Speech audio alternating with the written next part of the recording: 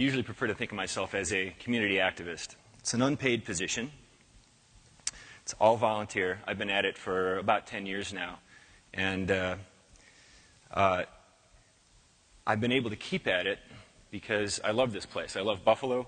I love what it was. I love what it is. I love what it could be.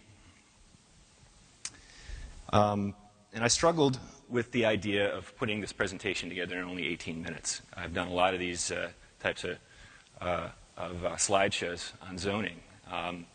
Very rarely have I had this little time to do it, but I think I can do it. And the reason I decided to do it is because it's important. This is perhaps the most important thing that the city of Buffalo has engaged in the last 50 years. And it's probably going to be the most important thing that we will engage in for the next generation as a city. And I added the green in there into the title because it is the Buffalo GreenCode. This is something that I started pushing for about 5 years ago. And fortunately, it's mostly come to pass. It's an ongoing project right now to reform the city's zoning code. And we're fortunate fortunate that it has come to pass. There was a time where I didn't think it would. And we're getting a pretty good project so far, which is all great. I'm going to talk today about what zoning is, why it exists, and why we need the reform that we do. This is typically what happens when you say the word zoning. I probably just put half the crowd to sleep here.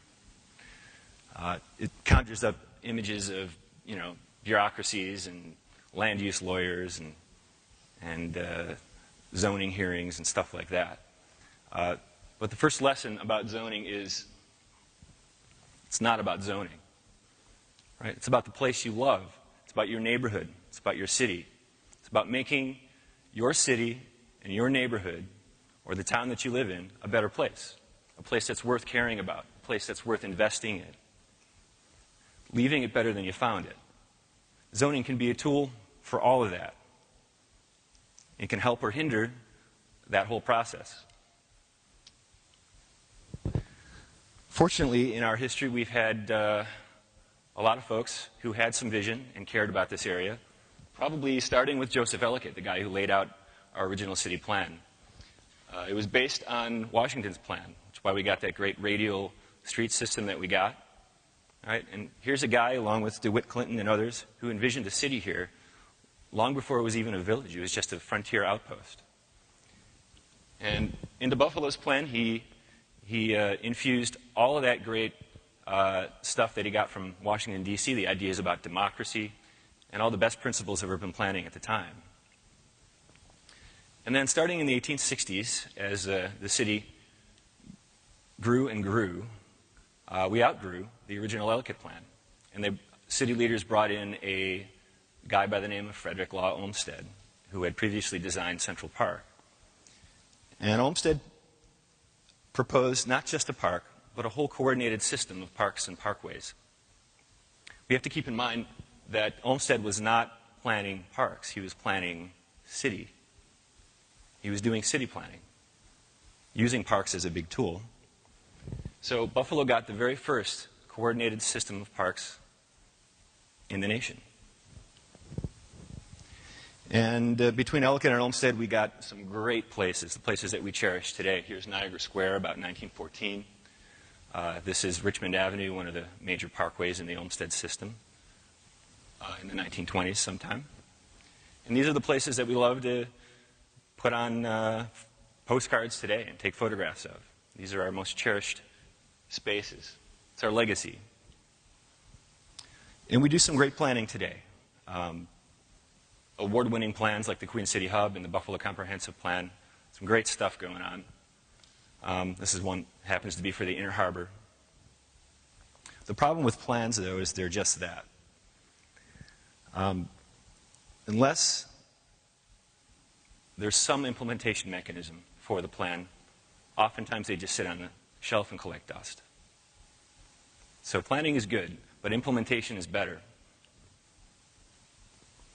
Zoning happens to be the legal mechanism by which you can adopt and implement a plan.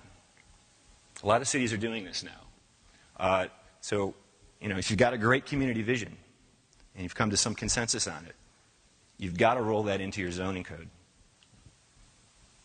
Now, where does zoning come from? Well, in the 1800s, cities were increasingly industrializing. Certainly Buffalo was no exception. And the idea was to keep this stuff away from where people lived.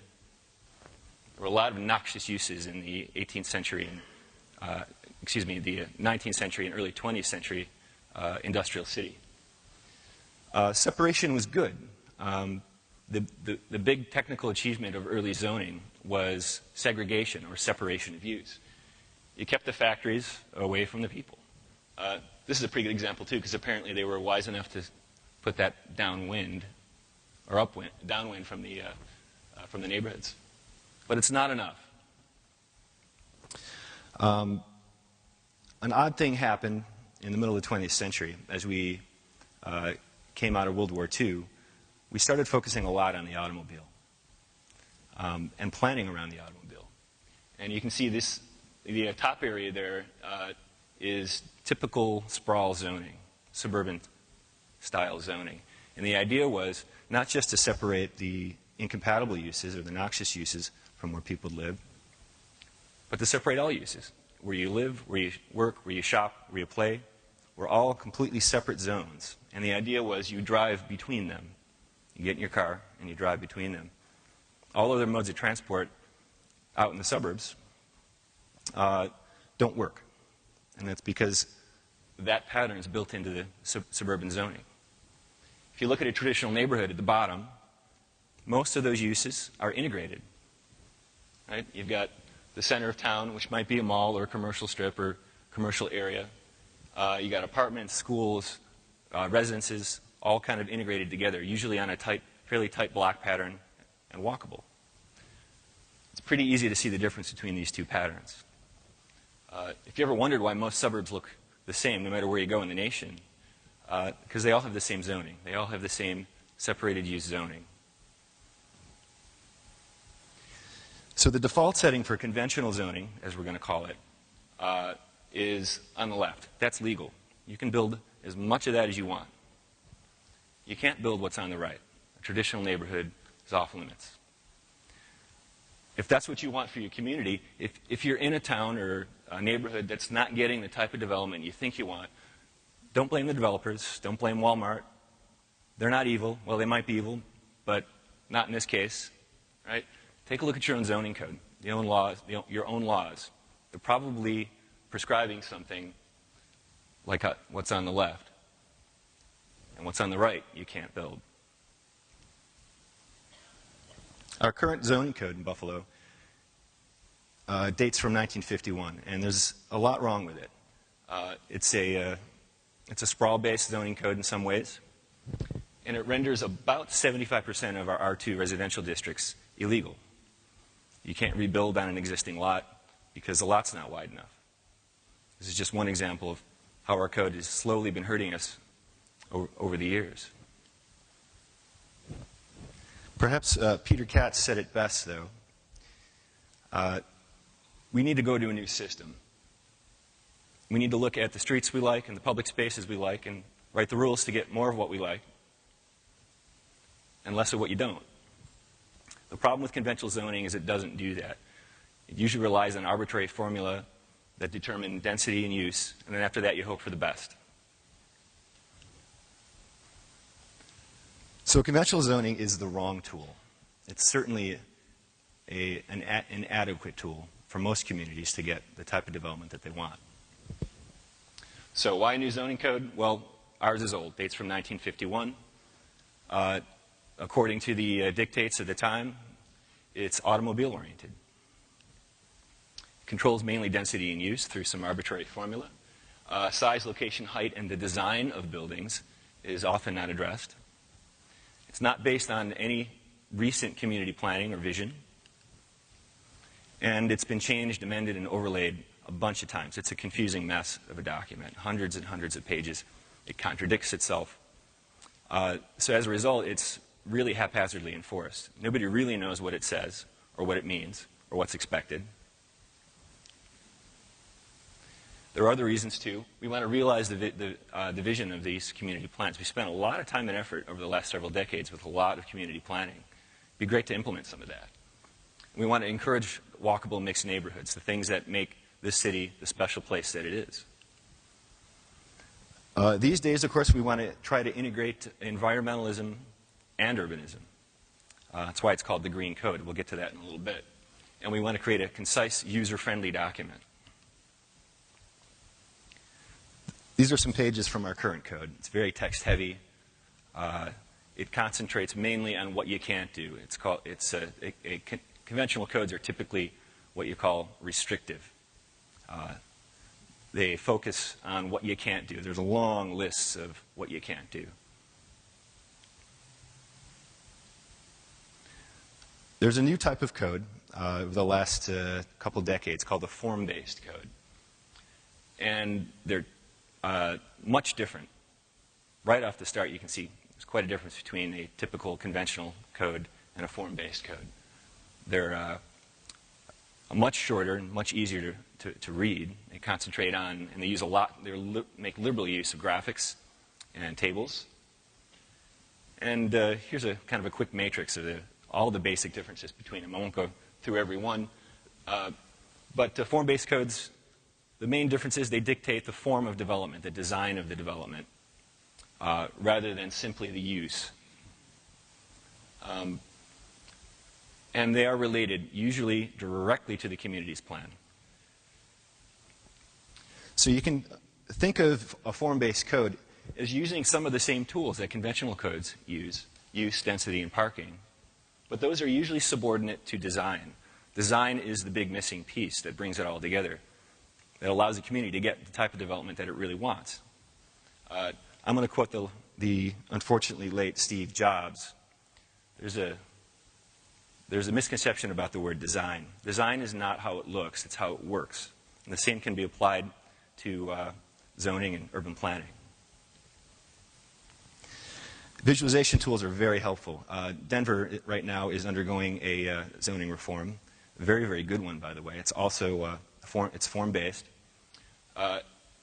This is Colfax Avenue. It's kind of their rendition of Elmwood Avenue in a way. But parts of it have been terribly mangled by automobile-based development because they had bad zoning for so long. They had an even worse code than Buffalo did. So over time, if you rewrite the rules to kind of get what you want, and you combine that with some other good planning and policy decisions, you can create some great visualizations on what the street will evolve to eventually. Because if they did nothing, you'd just get more and more of this. You get more of the Pizza Huts and the parking lots, because those were mandated by code. Large setbacks, large parking requirements, large lane widths. So over time, put a decent building there, according to code, right on the corner. Widen the sidewalks and narrow the street back to its historic dimensions. And over time, you actually get a place. So form-based zoning is the right tool for most communities to get the type of development that they really want. We've done a little bit of that here. About 10 years ago, the Elmwood Village put together a set of design guidelines. These originally were not written into the zoning code. They were simply incentivized. The peer pressure system. There was a matching grant incentive system in place where if you followed the rules in the design guidelines, you get matching dollars. So they did incentivize them. And only a couple of years ago, that most of these were actually rolled into our existing zoning code. But it's only for the Elmwood Commercial District. So we have a good precedent here. And it covers very simply what to do and what not to do. The entire document is 9 pages long.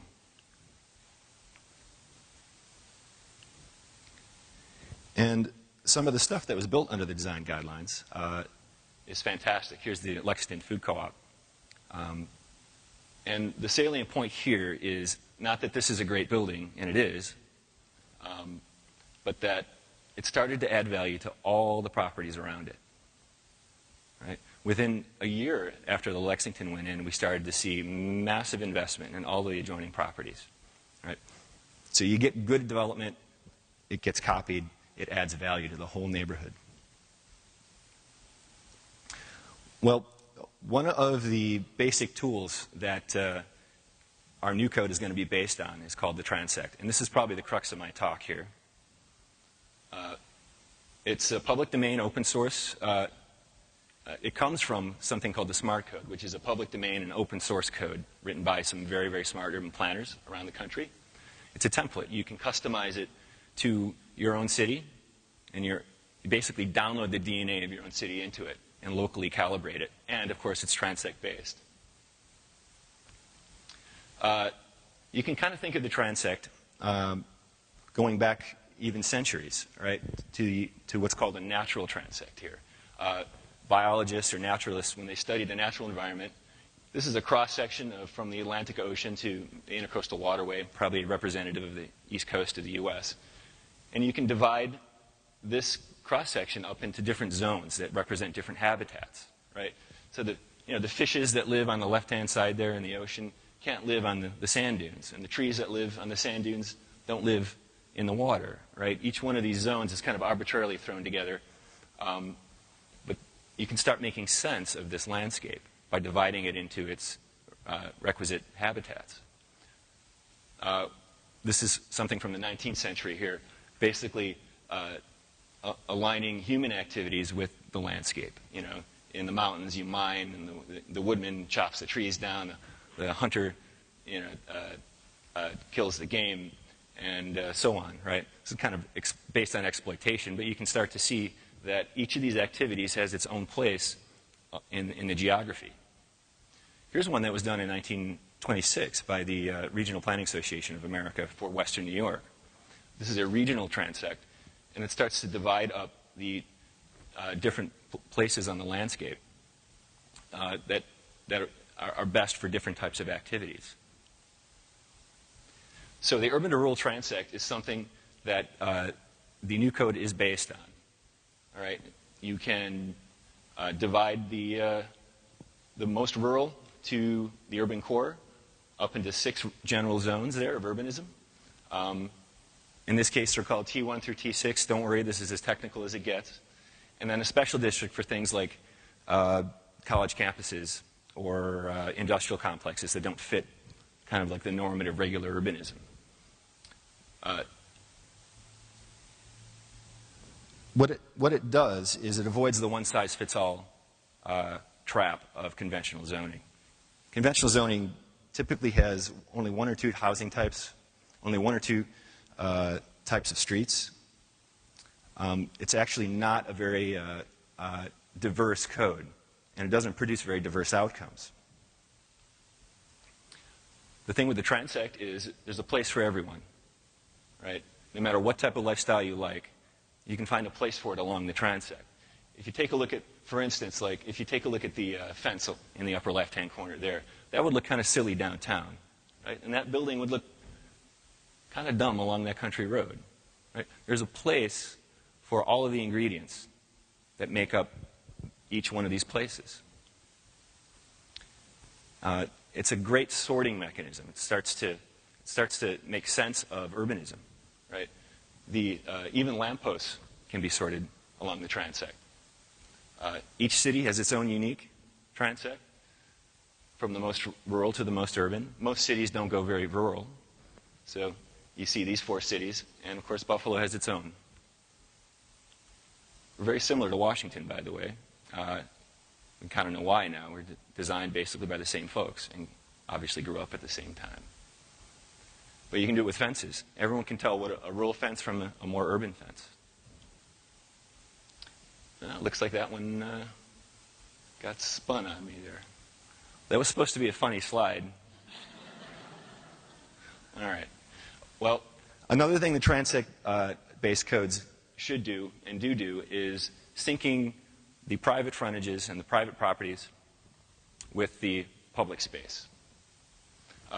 It's not enough to control what happens on private land. You've got to get into the public realm. The lane widths, the sidewalk widths, the street trees. The city kind of has to sync its own public works projects up with the private frontages in order to create the type of place that you want. So environmentalism and urbanism, you can use the transect to integrate both. Where does wind power go, and what types of windmills are appropriate where? You can talk about solar power. What types are appropriate where? This is big nowadays. It's food production and sustainability. Each have their place. Each different type has its place along the transect. Stormwater management is a huge thing. Right? What's appropriate downtown might not be appropriate in the suburbs, and vice versa. You don't want large, retention pools downtown. Then you don't have a downtown. You don't have a walkable downtown. We're running late, so I'm going to get through this slide very quick. But environmental and urbanistic performance usually goes like this. Environmental folks usually think the closer you get to downtown, the worse the environmental performance. Guys who love urbanism, urban planners, the best urbanistic performance happens near the urban core. People are driving less, they're walking more, they got more options, their carbon footprint is much lower. But if you integrate both along the transect, you can see that actually the worst environmental performance occurs somewhere between the T3 and T4, the suburban to general urban zone. So you can start having an intelligent conversation about urbanism and environmental sustainability. So, where are we now? We got our form-based code. We got our transect-based code. We still need to roll in public space standards. That can happen in the future because we get in a transect-based code. We can easily just kind of plug that in at some point. And we got a pretty darn good process. It's collaborative and inclusive. But we need everyone in this room, now that you know a little bit about zoning, to show up at the next meetings so we can get the type of development that we envision. And it's not going to work without good public participation, because without consensus, none of this stuff is going to mean anything. These are some great resources. Obviously, the top one's the most important. This project's probably going to take another 2 years, and we've got some more public input and workshops coming up in the spring, and I hope to see every one of you there. Thank you.